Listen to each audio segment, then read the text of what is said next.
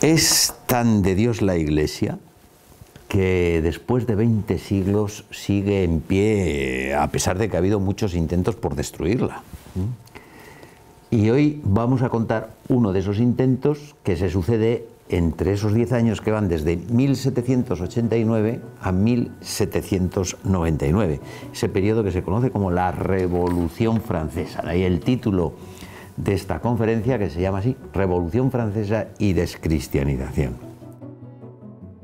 ¿Que exagero cuando digo que se intentó destruir la Iglesia durante estos años? Pues miren el diálogo que mantienen dos diputados, uno de ellos un obispo, que le pregunta a otro si lo que quieren es destruir la Iglesia.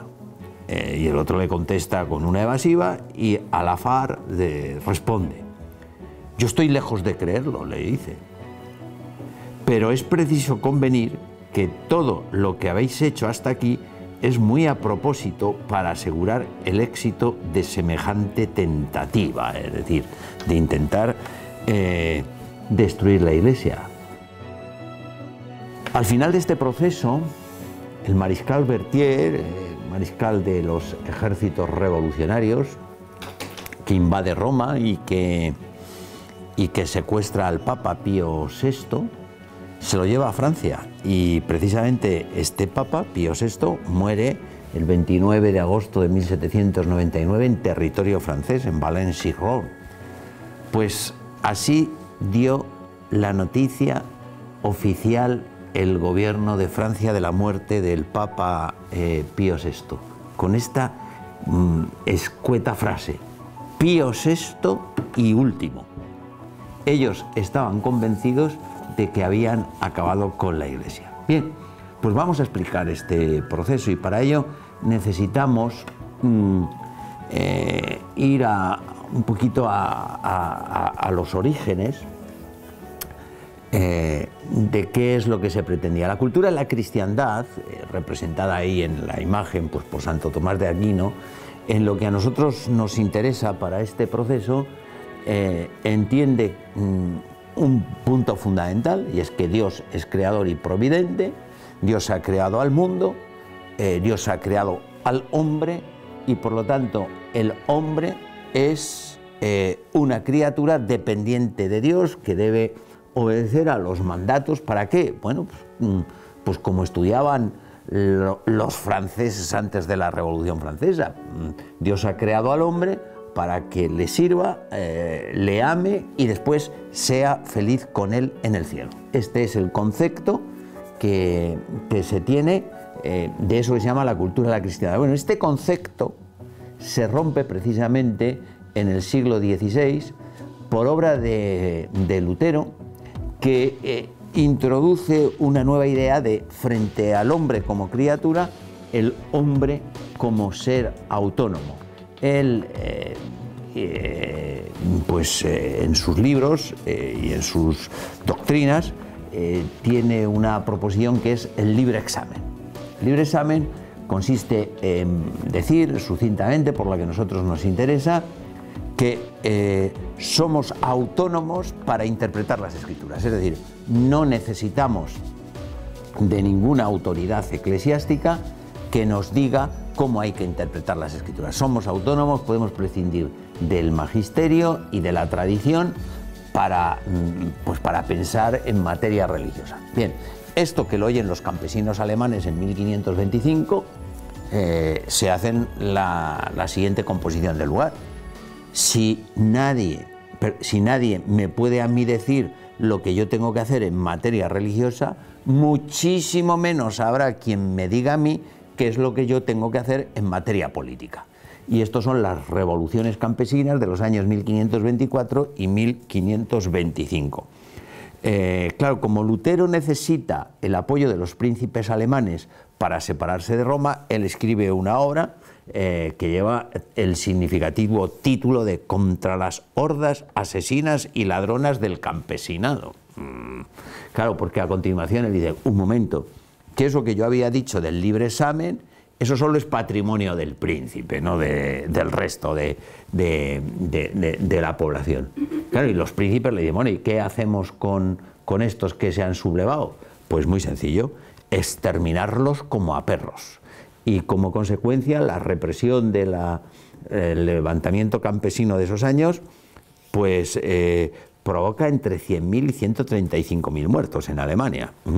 Porque a partir de este momento lo que dice Lutero es que el libre examen solo es patrimonio del príncipe. Eso de ser autónomo para interpretar qué hay que hacer en religión, eso es patrimonio del príncipe. Así empiezan las guerras de religión, los estados confesionales, y se llega a una solución de paz en 1555, la paz de Augsburgo, donde la fórmula que rige, aunque no son exactamente esas palabras, pero bueno, la idea sí es esa, cuius regio eius religio. Según sea la religión del rey, así va a ser la religión de los súbditos. Bueno, pues así es como entra Francia en 1789, que es cuando empieza nuestro relato, como hemos dicho, para destruir la Iglesia Católica. En Francia reina entonces Luis XVI, cuyo reinado son esos años que tenemos ahí en la pantalla, 1774 a 1792. Él va a morir al año siguiente, concretamente el 21 de enero de 1793 le ejecutan, pero lo que a nosotros nos interesa, se pone el año del final del reinado, porque en septiembre de 1792 se acaba la monarquía y se proclama la república. Durante los años que gobierna Luis XVI, la Iglesia, ya hemos dicho que, Francia, la Iglesia la gobierna Pío VI, que además, fijaros, los años de pontificado de Pío VI coinciden casi con los años de la Revolución Francesa, incluso antes, desde 1775 a 1799. ¿Qué es, desde un punto de vista religioso, lo que hay en Francia? Bueno, Francia tiene en estos momentos 26 millones de habitantes, 26 millones, de los cuales son prácticamente todos católicos, precisamente por la fórmula que hemos dicho antes, cuius regio eius religio. Durante siglos, pues el que no era de la religión del rey, lo que tenía que hacer era emigrar a otro país. Eso explica que de esos 26 millones solo haya 40.000 judíos y 500.000 protestantes. El resto son católicos que se distribuyen en las 139 diócesis que tiene Francia entonces, y yendo de más a menos, en esas diócesis hay 40.000 parroquias. 40.000 parroquias que están atendidas por 70.000 sacerdotes seculares y después conviene decir que hay 30.000 religiosos y 40.000 religiosas. Este dato es muy importante porque la religión católica no es una religión intimista, sino es una religión sacramental que precisa de los sacerdotes para confeccionar y distribuir los sacramentos, y por lo tanto la persecución contra quien va a ir dirigida va a ir contra los sacerdotes. Vamos a poner los datos también de la relación que hay, por lo tanto, de habitantes por sacerdote. Es decir, según estos datos, cada sacerdote toca a 360 habitantes para atender. Bueno, está bien la proporción. Vamos a poner los datos de España para que veáis. Son en esos momentos, más o menos, somos en España 11 millones y medio, un poquito más. Tenemos casi el mismo clero secular, pero hay más religiosos. Y como somos menos habitantes en España, pues toca cada sacerdote a 160 habitantes para atender. Pongo estos datos porque en España, ese sería otro tema, otra conferencia, las cosas no van a ir mejor durante estos años, porque también va a haber una persecución religiosa, y cuando se pacifique las cosas en España, de esos que tenemos ahí, se van a perder 82.000 vocaciones, O sea que ya se ve que la cosa, porque lo primero que hay que decir es que el intento que hace la Revolución Francesa de destruir la Iglesia no es un intento particular, sino como la Iglesia, que es católica, su destrucción y su invento de una nueva Iglesia también quiere ser universal en el tiempo y en el espacio. Bien, claro, se podría pensar, bueno, entonces estos 25 millones y medio de franceses que ¿son católicos de etiqueta? No, son católicos que practican, que reciben los sacramentos, que cumplen con el precepto pascual, que van a misa los domingos, por estudios que hemos hecho. El clero, sí que ha habido una disminución en el clero masculino durante estos años y ha envejecido, no así en los monasterios femeninos, y además hay que decir que es un clero que tiene buena formación doctrinal, que tiene también buenas costumbres respecto a lo que sucedía en épocas pasadas, que es un clero, eso sí, que empieza a tener ciertas concesiones, y eso se traduce en la falta de austeridad y en la falta de piedad. Quien ha estudiado esto, pues comentan que las crónicas de entonces dicen que en algunos monasterios de benedictinos ya se permite tomar té y café, y que incluso salen a fumar a la cena por las noches. Claro, ¿en qué se traduce esto? Bueno, en que es un clero que cuando afloja en la austeridad, pues también afloja en la piedad. Por eso vamos a ver algunos clérigos comprometidos en la destrucción de la Iglesia. Claro, esto hay que explicarlo, por lo tanto, desde atrás. Es un clero repartido por diócesis desiguales, es decir, hay parroquias de París que tienen más recursos que algunas diócesis del sur de Francia. A pesar de ello, bueno, la Iglesia posee el 6% de las tierras, pero claro, porque tiene unas cargas que atender, no solo el culto, sino la atención de hospitales y sobre todo la atención de enseñanzas. La situación del clero en Francia está regida por eso que se conoce como la alianza del trono y el altar, lo cual no quiere decir que se confundan el ámbito secular y el ámbito eclesiástico. Hay una alianza y eso no quiere decir ninguna sumisión. Eso quiere decir que, eso significa, entre otras cosas, que los escándalos de Luis XVI fueron denunciados por el clero. Sin embargo, sí que ocurre entonces que frente a todo este ambiente general, quien domina la opinión pública son los enciclopedistas. Y ahí tenéis, por ejemplo, a un personaje como Diderot, que es autor de una novela que tuvo una gran difusión en Francia, que se titulaba La religiosa, donde él dice que, bueno, pues que están en los conventos las religiosas a la fuerza, y que incluso en esta novela él acusa a los padres de encerrar a sus hijas a la fuerza en el monasterio, cosa que es falsa, porque lo que ocurre cuando se estudia de verdad lo que ocurre en los conventos es justo lo contrario. La realidad es que muchas veces los que impiden a las chicas que entren en los conventos son los padres, pero lo que sí que se ha transmitido en la idea es que las monjas están a la fuerza metidas en los conventos. Frente a todo esto se empiezan también a difundir una serie de ideas que las podemos ya encontrar en los cuadernos de quejas del clero de París. Los cuadernos de quejas son unos informes que se están escribiendo, son peticiones que se están escribiendo para cuando se convoquen las cortes de entonces, que se llaman estados generales. Bueno, pues ahí ya podemos ver que Francia escribe la revolución antes de hacerla. En los cuadernos de quejas ya vemos que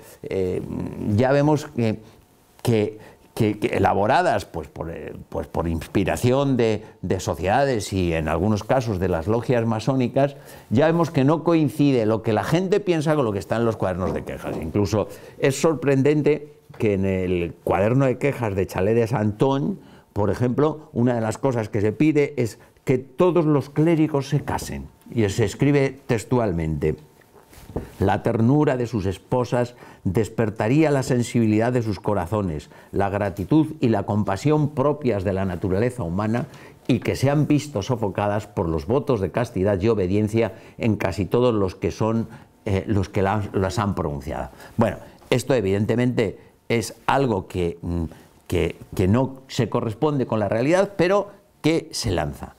Otra de las ideas que empiezan a surgir en esta época es lo que se conoce con el nombre de Richerisme.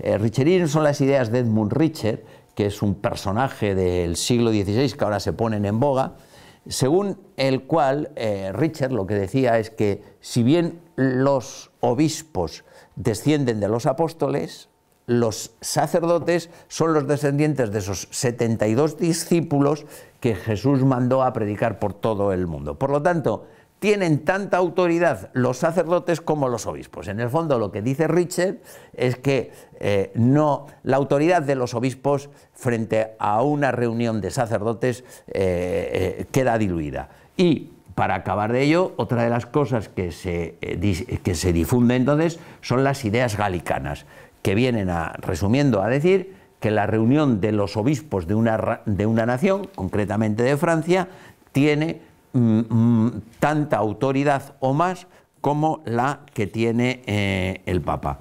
De manera que así es como se llega a los Estados Generales, y en los Estados Generales pues queda diluido, como vamos a ver, queda el poder de los obispos, porque el estamento clerical, que es el primer estado, los estados todavía no tienen representación individual, sino tienen la representación típica del antiguo régimen, el clero, la nobleza, el estado llano, pero ahí ya vemos que en el estado clerical la reforma que se ha producido en el reglamento de enero de 1834, ya vemos que de los 296 diputados del primer estamento, 208 son sacerdotes y solo 47 obispos. Es decir, esas ideas que hemos dicho de Richer ya quedan reflejadas, esto que decíamos de que la revolución se hace previamente. Claro, ¿cuál es la fase siguiente?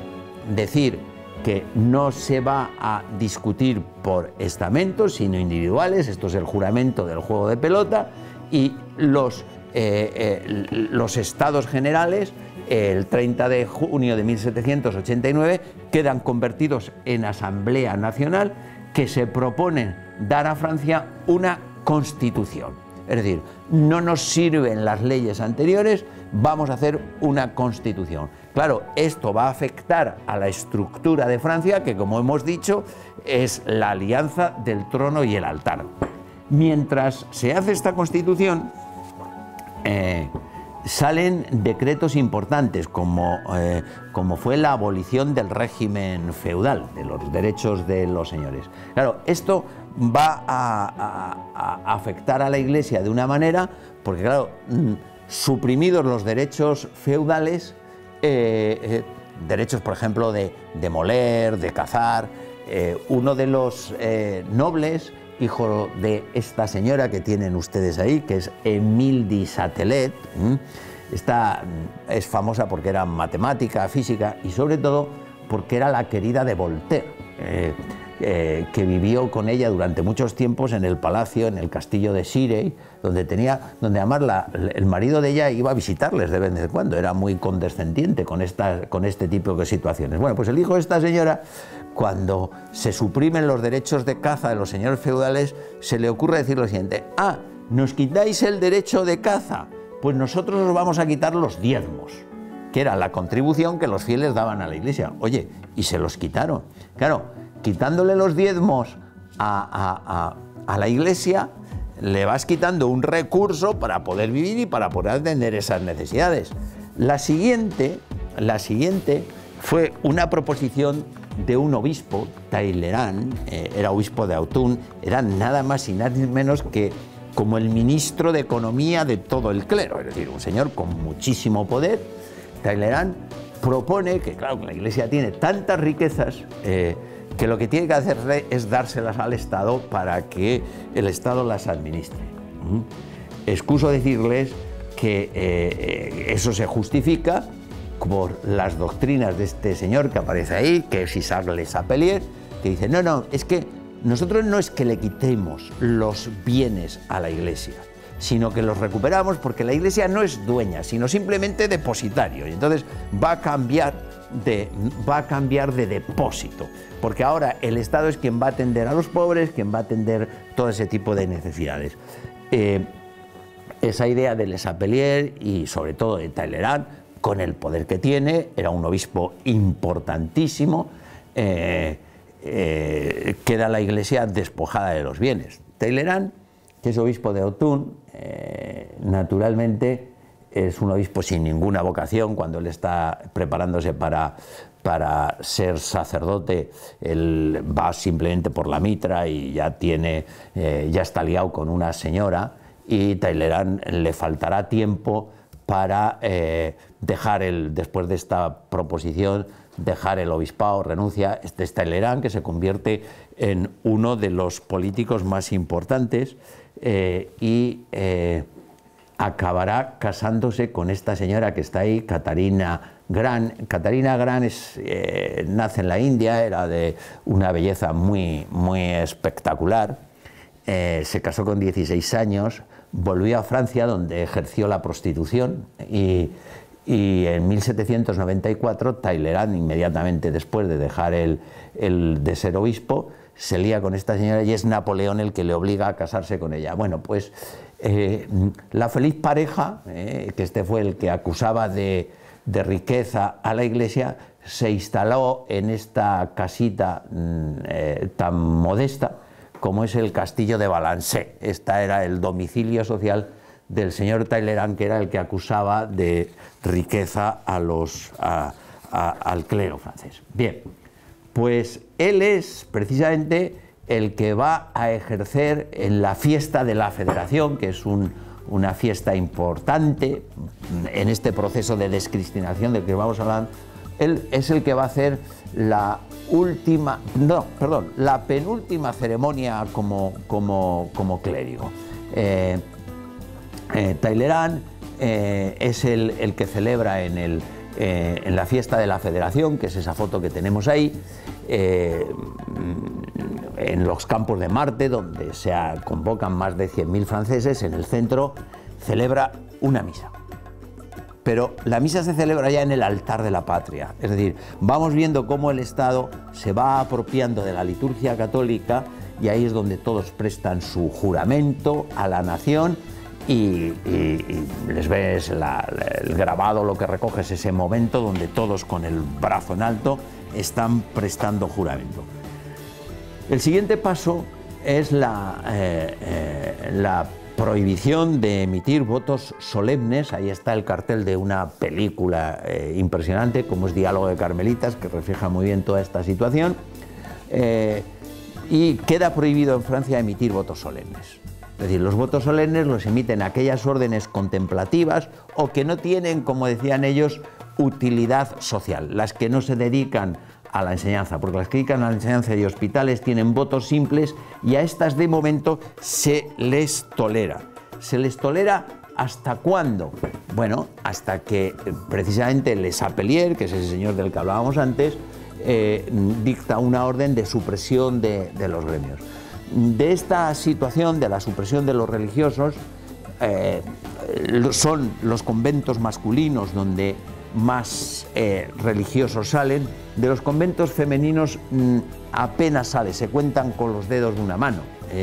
Sí que es cierto que una de ellas, famosa, Marguerite Herbert, la hermana Providencia, es una de las pocas que se sale del convento, y acabará casándose precisamente con el personaje más anticlerical y más radical de la Revolución Francesa, autor de un periódico famoso que se llama Le Pardieu, que es el que va a transmitir ella y su esposo esa idea antirreligiosa, y que va a contribuir en gran medida a la persecución y a las matanzas de los sacerdotes. Bueno, pues perseguidas las órdenes religiosas, nos quedaba el clero secular, el clero de las parroquias, y eso se hace mediante la constitución civil del clero. La Constitución Civil del Clero lo que hace es, pues como su nombre indica, convertir al clero secular en funcionarios. De manera que ahora ya los obispos los van a elegir las asambleas parroquiales y no podrá el Papa decir absolutamente nada de eso. Esta reorganización significa que se van a perder 4.000 parroquias, porque los 139 obispados de los que partíamos al principio se equiparan con los 83 departamentos que se habían establecido en la Revolución, y naturalmente el Papa declara como cismática esta Constitución, y el problema es que es una Constitución a la que se le obliga al clero a jurarla. Todos los sacerdotes deben jurar esta Constitución y acatar esta Constitución. Esto significa que el clero, a partir de este momento, los que no quieran, se va a dividir entre el clero juramentado y el clero refractario. ¿Qué datos tenemos de ellos? Bueno, sabemos poco de los sacerdotes, noticias dispersas. Sí sabemos de los obispos. De todos los obispos que había en Francia, solo juran esta Constitución 7 obispos. Y de los 7 obispos que la juran, solo 4 de ellos tienen una diócesis en propiedad. Uno de ellos es Charles de Lomenie-Briand, que es un hombre que no tiene fe. Los otros 2 son Talleyrand y Jarente, que vivían amancebados, vivían un escándalo. Jarente, además, inmediatamente después de esto va a abandonar los hábitos y se va a casar. Y el otro era Lafond de Sabine, que es un obispo con un cierto desequilibrio, porque para demostrar su patriotismo ahí tienen la catedral de Viviers, de la que él era titular. Inmediatamente después de jurar, lo único que se le hace, lo único que se le ocurre es ir a la catedral, coger una brocha y pintar esa magnífica catedral con los colores azul, blanco y rojo de la enseñanza, para demostrar que él es más patriota que ninguno. Entonces imaginaros lo que podía ser la catedral de Viviers a brochazo limpio. Bueno, este es un dato de cómo van evolucionando los acontecimientos. Las cosas en Francia se complican en el año 92, porque en el año 92 tienen lugar el asalto a las Tullerías. Ahí tiene la imagen de cómo le acorralan las masas a la reina María Antonieta con sus hijos, y la proclamación del fin de la monarquía y el principio de la república, que da pues con Luis XVI en la prisión del Temple. No solo eso, sino que los días 2 al 5 de septiembre se producen las matanzas de septiembre, que empiezan bueno, pues por la masacre de la Guardia Suiza que custodia el palacio, que es lo que tienen ahí, y el exterminio de unas 1.300 personas de las cárceles de París, donde había ya muchos sacerdotes que no habían querido jurar la Constitución del clero. Uno de los crímenes más conocidos es el de la princesa Laval, que es el que tienen ahí. Es una alta aristocrática, príncipe de sangre, que estaba en la cárcel, va a ser violada, descuartizada. Incluso los revolucionarios tienen el mal gusto de cortarle la cabeza, llevarla a un peluquero para después clavarla en la pica y enseñársela a María Antonieta, de la que era muy amiga. Todo esto, naturalmente, bajo el lema de la liberté, l'égalité y la fraternité, que quiere decir la fraternidad. Esta era la fraternidad revolucionaria de 1792. Otro de los puntos claves en el proceso de descristianización de Francia es la introducción de la ley del divorcio y la laicización del Estado. Es decir, a partir de ahora las parroquias tendrán que dejar de llevar los registros de bautismo y de matrimonio, y los curas juramentados, porque los curas que no juren la Constitución Civil del Clero son despojados de sus oficios, y por lo tanto todos esos curas lo único que podrán hacer es dar la bendición después de que se casen en el ayuntamiento. Eso quiere decir que los sacerdotes juramentados están obligados a bendecir gente que se haya divorciado o incluso sacerdotes ya casados, porque ya los sacerdotes juramentados han empezado a casarse. Como ven, es un ataque continuo a los principios. Ya no tenemos órdenes religiosas, ya tenemos un clero que depende del Estado, cismático y condenado por el Papa, y la sociedad civil está, como digo, descristianizada la familia por la ley del divorcio. Esto va a provocar una reacción en la región de la Vendée, que se levanta precisamente en armas durante 7 años, les cuesta. La Vendée no es una sublevación solo política, porque ellos lo que ponen de manifiesto cuando se levantan contra todos estos sucesos es que ellos luchan al grito de ¡viva el rey y los buenos sacerdotes!, es decir, luchan en defensa de los curas que no han jurado la Constitución. Ahí tienen al líder que murió en una de las batallas, un líder jovencísimo, con 22 años, y la represión contra esta zona que se ha levantado en defensa de la religión fue feroz. Uno de las represiones más famosas es lo que se conoce como los matrimonios republicanos. El Comité de Salud Pública envía comisarios en misión, y el matrimonio republicano consistía en atar desnudos a un chico y a una chica y ahogarlos en el río Loira. Ese es el matrimonio republicano, que tenía su máxima expresión cuando el chico era sustituido por un sacerdote o un religioso mayor, al que ataban a una chica desnuda y les ahogaban. Esos son los famosos ahogamientos de Nantes, también conocidos como los matrimonios republicanos. Naturalmente la sangre llega a las alturas. Ahí tienen el momento previo de la despedida de Luis XVI y que va a ser guillotinado. También la reina. Esta es una de las manifestaciones donde se aprecia en este cuadro una de sus reacciones. A la derecha de ella veis que hay un clérigo, pero es un clérigo juramentado. No es un clérigo refractario al que ella le vuelve la cabeza.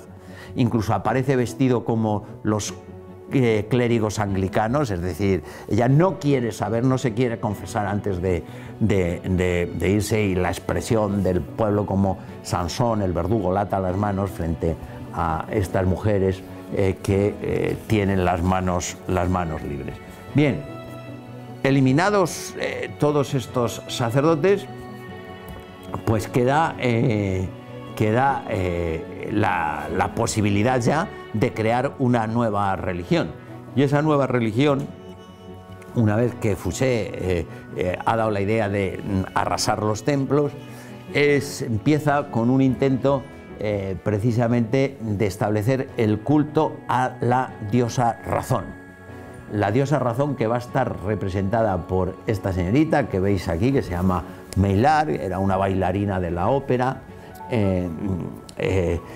participante con otras actrices en los prostíbulos que tenían los altos jerarcas y aristócratas de la corte, y esta es la que va a encarnar a la diosa Razón, a la que entronizan, como veis en este cuadro, en la catedral de Notre Dame, y cuyo detalle se ve todavía más claro en este otro imagen, porque claro, la Revolución Francesa es como los selfies de ahora, que uno se hace fotos y después va a pedir trabajo y le sacan a uno las fotos que uno se hizo. Claro, estos cuadros que se hacen entonces nos dicen mucho. Fijaros que no solo se trata de entronizar la razón, sino de pisotear y blasfemar contra la religión católica, porque lo que hace la señorita Meillar con su pie derecho mientras está siendo paseada en andas por la catedral de Notre Dame es pisotear un crucifijo. Bien, pues claro, ante esta situación a los católicos franceses no les queda nada más que entregarse a un culto de catacumbas. Esto es lo que ocurre pues, con esas misas celebradas en los bosques, o incluso, como muestra este otro cuadro, aguantar pues, todos los despojos y todos los... porque incluso la Convención llega a decretar la exhumación de todos los enterramientos de los reyes de Francia de la abadía de Saint-Denis, que es lo que tenéis ahí. La abadía de Saint-Denis es donde era cementerio donde se entierra el primer obispo de París. Todos los reyes están enterrados ahí y van a ser sacados de sus tumbas. Bien, junto a toda esta persecución, otra de los elementos para descristianizar Francia es la incautación del tiempo. Es decir, lo mismo que para nosotros el tiempo empieza con el nacimiento de Jesucristo, que es la plenitud de los tiempos, pues para ellos el tiempo empieza con la proclamación de la República, que es lo que trastorna a los estudiantes cuando estudian historia con lo del año 1, el año 3. Bueno, el año 1 es el año 1792, cuando se proclama la República. Los nombres empiezan a adoptar pues las características de las situaciones naturales, de manera que si en diciembre nieva, pues lo vamos a llamar nivoso. Y la característica de los meses es que van a tener 30 días, pero no 4 semanas, sino 3 décadas. Y la fiesta es el último día de la década. Esto, vamos, provoca la pregunta que se le hace a quien promueve esto, que es Rome, de bueno, ¿para qué quiere usted cambiar las 4 semanas por las 3 décadas? Y lo confiesa a las claras, dice, para hacer desaparecer el domingo. El domingo deja de ser el día del Señor, deja de ser fiesta, y la fiesta ya es el día 10º, que es la década. Ahí tienen un mes, porque no solo se hace desaparecer el domingo, sino que se hace desaparecer el nombre de los santos de cada uno de los días, de manera que cada día ahora está dedicado pues a un producto del campo, a un mineral. Ahí tenemos pues la uva, la azafrán, la castaña, lo cual no deja de ser muy cursi, ¿no? Celebrar el día de la margarita o el día de la coliflor, ¿no? Bueno, esto ¿esto es inocente? Pues no, no es inocente, porque vamos a ver, si ponemos por ejemplo nivoso, que son, según su calendario, todos los meses empiezan el día 21, que es la proclamación de la República. Si el 1 de nivoso es el 21 de diciembre, pues está dedicado a la turba. El día 2, que es el día 22, es el día del carbón. El día 3, que es el betún, es el día 23. El día 24 es el día del azufre. Y el día 25, que es el día de la Natividad del Señor, es el día del perro. O sea que ya se ve que no es inocente y que está todo esto llamado. Tan es así que la preocupación es tan grande que Robespierre ve que el ateísmo no les lleva a ningún sitio, que el desorden social que está provocando todo esto le lleva a descontrolar la sociedad, y por eso él crea la fiesta del Ser Supremo. Es decir, bueno, creamos un algo superior que nos aglutine a todos. Es decir, Dios pasa a ser un aglutinante social, y eso es la celebración de la fiesta del Ser Supremo, que es la foto que tienes ahí, que decreta que a partir de ahora, ante todo este desmán, los franceses creen en dos cosas: en la existencia del Ser Supremo y en la inmortalidad del alma. En la fiesta del Ser Supremo, Robespierre quema una estatua de cartón, que es la estatua del ateísmo, y cuando se quema la estatua del ateísmo, ahí aparece pues la sabiduría, toda chamuscada naturalmente por el fuego, y para que veáis de lo que estamos hablando, ahí tenéis dos imágenes actuales de una abadía en cuyo tímpano se lee precisamente los franceses creen en la existencia del Ser Supremo y la inmortalidad del alma, y esa otra iglesia que ha sido despojada, todavía quedan restos con el lema, y arriba no se distingue muy bien la foto, pero si lo viéramos despacio, encima de la libertad, igualdad y fraternidad, se lee lo de templo de la razón y la filosofía. Los templos ya no están dedicados a Dios. Cuando acaba la época del terror, viene una época, si queremos, más tranquila, aunque con persecución, que es la época del Directorio. Es decir, hemos llegado a tales horrores que ya no nos fiamos de que Francia la gobierne una sola persona, como hacía Robespierre, sino a partir de ahora la van a gobernar 5, eso es el Directorio. Y respecto a la Iglesia, permanecen las medidas antirreligiosas. Lo que pasa es que este señor que aparece ahí, que es Barras, frente a lo que se conocía antes como la guillotina, inventa ahora lo que se conoce popularmente como la guillotina seca. Es decir, los curas que no obedezcan esta religión del Estado van a ser deportados a la Guayana.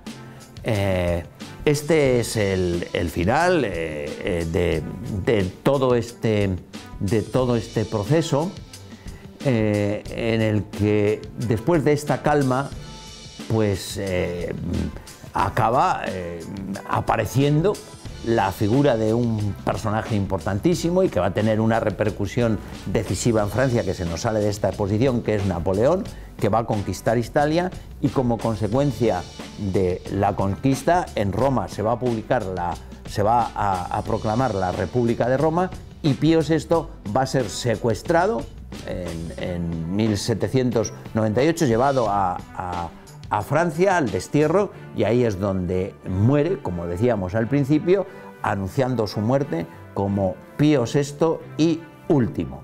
Bien, ¿qué es, por resumir todo lo que hemos dicho hasta el momento, qué es, pues no sé, lo que queda de todos estos intentos? Ahí están algunos de los personajes que han pasado por esta conferencia, por la pantalla. Pues ahí está Talleyrand, ahí está Fouché, ahí está Robespierre, ahí está la señorita Maillard, que encarnó a la diosa razón. ¿Qué han dejado? ¿Cuál es su herencia? Bueno, pues efectivamente han dejado una Francia descristianizada. Claro, los bienes de la Iglesia que fueron comprados por determinadas gentes, estas gentes que han comprado los bienes de la Iglesia se convierten ahora a la vez en enemigos de la Iglesia, porque claro, si nos vamos a llevar a bien con la Iglesia, a lo mejor lo que nos piden es que devolvamos esos bienes, con lo cual ahí tenemos un sector de franceses contrarios a la Iglesia. Los funcionarios que se han acostumbrado a perseguir sacerdotes y a ver en los sacerdotes elementos subversivos. Los militares que no aceptan que la Iglesia no apruebe las campañas militares, porque claro, la moralidad de las victorias de la Revolución Francesa, extendiendo precisamente esta revolución con carácter universal por toda Europa, pues no está bien vista por la Iglesia.